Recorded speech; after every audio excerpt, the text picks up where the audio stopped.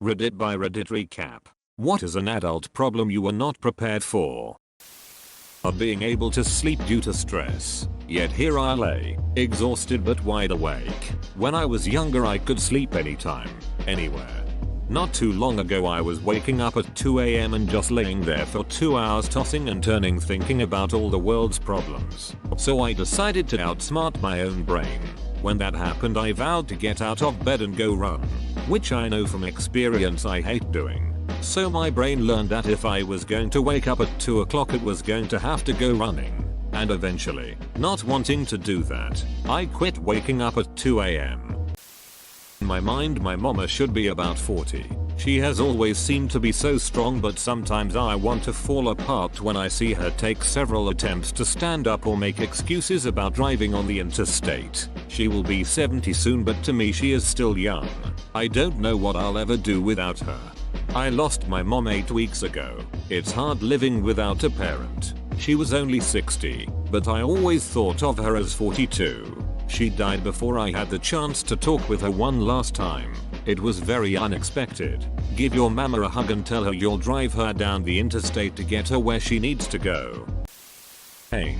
Arthritis is fucking horrible, and early onset autoimmune arthritis is worse than just having an ache in one or two joints. I hurt all the time, everywhere, and everyone just believes you're faking it or you're a pill popper. I am not going to live another 20 years with this pain like my dad did. And the worst part is when people say you're too young to have arthritis. Yeah, I agree. I'm way too young to have this shit. Still got it though. I don't have arthritis, but I do have other issues that I end up having to use a cane for sometimes at 28 years old, and I get the "you're too young for that" a lot. It drives me up a wall. Like, thanks, you've cured me. I hadn't considered I may be too young for this. If only I'd known it was that easy. I get "you're too young for that" all the time. I have cancer.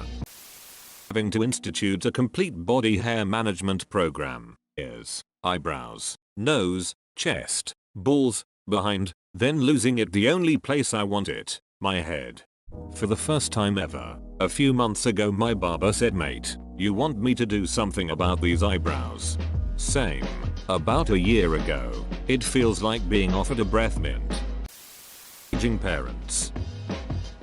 I love that show, but it didn't broadcast as much as I wanted to watch it for. Time does go by really fast for me now too. My parents are older than most parents with kids my age, so I have to experience everything sooner than many people in my age. So nobody to talk about such things. The people who understand me are people older than me by 10 plus years. My mom had me at 36 when most people were still having kids in their early 20s. I feel you. My mom had me at 45. My dad was 50. My mom passed away in 2014 and my 84-year-old father is a constant worry. I shouldn't be dealing with this in my 30s. Falling in love at an older age but watching life speed by so fast. Wished I'd met her 30 years ago. All the choices you made led you to that love though. You could say the same about my hernia. So love does come in all shapes and sizes then. You have to buy insurance but can never use the insurance or else no one will sell you insurance. Coming into adulthood and learning about insurance in America, it all just feels like a big scam. It all just feels like a big scam. I'd imagine because in America, it is. Using insurance too. I've been fighting for the last 3 months because my homeowners refuses to acknowledge storm damage to my roof. I swear they've spent more trying not to cover the damage than if they would have just fixed things. Advice to other homeowners out there: never let an insurance adjuster look at your roof before a qualified roofer has. And make sure that roofer is present when the adjuster comes. If their adjuster misses things they will fight like hell before admitting a mistake. Drifting away from school friends because moving away, but then struggling to make new friends in a new city. I have a friend from high school that I really do love to hang and talk with still. When I moved to college 2 hours away, we barely saw each other. When I graduated and moved only 40 minutes away, I swore I would visit more often, but I also then had a job that ate up my time. I ended up seeing her even less now despite living closer. It's so frustrating. Keeping everything balanced in your 20s is so damn hard. Going from having tons of friends to really having no one. Even the few you have, if they get married and start popping out kids before you, I was a groomsman at my buddy's wedding and haven't seen him face to face in 2 years. First kid, back to college for his master's degree. House renovations have all kept him on lockdown, and now quarantine right when he finished his degree. Man, you really have to work at friendships in adulthood. I've got 3 proper friends left from school. 2 of them. My girlfriend is really friendly with their wives, so we meet up with all of us. The third dude, excluding his stag do and wedding, I've only seen him 3 times in the last 3 years. Thankfully we met up just before lockdown started. The best friends in life you cannot see for ages, but when you meet up it's like you only just saw them the week before. Getting the spending under control has easily been one of the hardest things I've done after buying what I want with no problem for over 4 years. God, it's the worst. Trying to make friends. Being social as an adult is rough, especially when your friends start moving away or having kids. Yeah, my social circle completely disbanded. We were a tight-knit few, but then one moved overseas to be with the love of his life and the other 2 moved interstate in opposite directions, and being the introvert that I am, I don't find socializing with strangers an enjoyable experience or an easy way to make new friends. This hits hard and is 1000% relatable. I bet you also get the forever helpful just put yourself out there comments from the people who don't understand what it is like to be an introvert. Having a presentable place, and debating myself on why it matters. It always frustrated me when my parents had a guest over and we had to deep clean the whole house. Like, if it's my close friend of 8 years visiting, why do I care what they care about my cleanliness? And yet, every time people are over I find myself cleaning the apartment up for some reason. First thing you say is excuse the mess. Being able to not cook the same meal every day while balancing hundreds of other tasks. I will always admire my mom for how she was able to cook, have a clean house, work 43 hours and help her children do homework, all while taking time to work out at the end of every day. I could mention other common problems like money management and common tasks that I haven't mastered, but what really hit me like a train was the actual transition of adulthood. I'm talking about having to make my own appointments and having to keep tabs on myself instead of handing every single document to my mom. I realized how unorganized I was when I found my birth certificate in the same drawer where I have junk receipts. I realized how unorganized I was when I found my birth certificate in the same drawer where I have junk receipts. Hi, I'd like to return this child. Yes, I know he's 30 years past the return date. Can I speak to the manager? How expensive lamps are. And dining room tables. And kids. And the things kids break. Turns out, you get fat from overeating. Scott gained the power of self-respect.